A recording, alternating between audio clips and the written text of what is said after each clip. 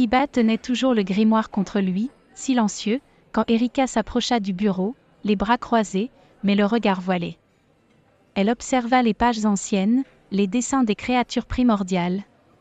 Puis parla d'une voix plus grave que d'habitude. « Ça va faire 6 ans. 6 ans que la famille royale est morte. 6 ans que Aquari est en ruine. » Nera tourna lentement la tête vers elle. Son regard s'adoucit. Un mélange rare chez elle, de la compassion, sans pitié. « Je sais, » murmura-t-elle. 6 ans de chaos. De silence. De peur. Elle s'approcha d'Erika et posa une main légère sur son épaule. C'est vrai? La royauté est tombée. Les symboles ont brûlé. Les chants ont été oubliés. Elle marqua une pause, son regard croisant celui d'Erika, puis celui de Kiba. Mais, il y a toujours un espoir. Un léger sourire se dessina sur son visage, presque nostalgique. Ou peut-être plus qu'un espoir. Erika la fixa, surprise par ce ton qu'elle n'avait jamais entendu chez Nera. Puis elle tourna la tête vers Kiba, qui serrait encore le livre contre lui, les yeux brillants mais calmes. « T'es en train de ne me dire que ce petit garçon tombé du ciel, c'est ce plus ?» demanda Erika d'un ton mi-blase, mi-touche. Nera se contenta de souffler, comme si elle chassait la fumée d'un souvenir ancien.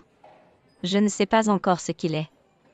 Mais s'il est vraiment le fils de Ryu, alors il n'est pas là par hasard. » Kiba feuilletait le grimoire avec précaution, les yeux brillants devant les croquis anciens et les fragments d'histoire. Il s'arrêta sur une page représentant une créature immense, serpentine, entourée de vagues en furie. En dessous, un nom était griffonné en lettres anciennes. « Hydre des mers. Gardienne des profondeurs. C'est elle ?» murmura-t-il. « Une des 12 ?» Nera s'approcha lentement, les bras croisés. L'hydre des mers. Primordiale de l'eau. Une entité ancienne, presque mythique. Elle dort depuis des siècles dans un sanctuaire sous-marin. Au-delà des frontières connues. Kiba leva les yeux. « Et je dois la retrouver, n'est-ce pas? Mon père me l'a dit.